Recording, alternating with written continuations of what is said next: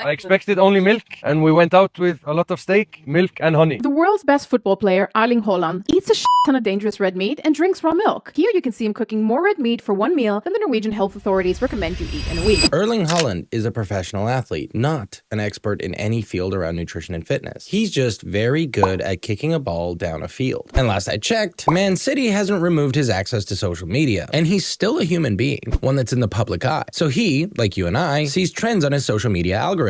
Does that automatically disqualify anything that he has to say? No, but he has a very different, very privileged, and very optimized schedule for one thing, kicking a soccer ball down a field. And he also drinks raw milk, aka unpasteurized milk, which is so bad for you, it is illegal here in Norway, his home country. To be clear, raw milk is not expressly bad for you. It just has increased risk that pasteurized milk does not have. Pasteurized milk, for those of you that don't know, is just heating up the milk to kill certain bacteria. Those bacteria don't really offer you any potential benefits, certainly not ones that outweigh the risks. That's why it's illegal, because it comes with a higher potential risk of highly preventable illness. Here you can see him doing another dangerous thing, supporting local farmers. It's good quality, that's what I like the most. And they take good care of the animals, which is also important. I believe they call this leading the witness, but I don't think anyone has ever said that supporting local farmers is a bad thing. He thinks living like we have for thousands of years is logical. I love this. The idea that eating from local farmers is the only way that you should eat, that's great. That's fantastic. Do it wherever you can. But to say that it's the best way of doing things, the best way of doing things doesn't feed everyone. The best way of doing things, if you remember, for thousands of years, many people died of famine. So romanticizing this nostalgia of the glory days shows a lot of privilege. But I mean, what do I know? He makes millions of dollars to kick a ball down a field. I think a lot of things is logical. You should have an early start with fresh daylight and fresh air. Ideally go out for a small walk. I think it's a really beneficial thing to do. Perhaps more people should go on walks when they can. Perhaps more people should exercise where they can. Perhaps more people should eat lean proteins and more fruits and vegetables. Absolutely. Perhaps more people should focus more on what makes sense for our health, like eating meat and eggs, getting sun, being the top scorer in the Premier League, and supporting local farmers, and not listening to a doctor who only gives you pills and could not do one f***ing push-up. Oh, you missed the part where he says this.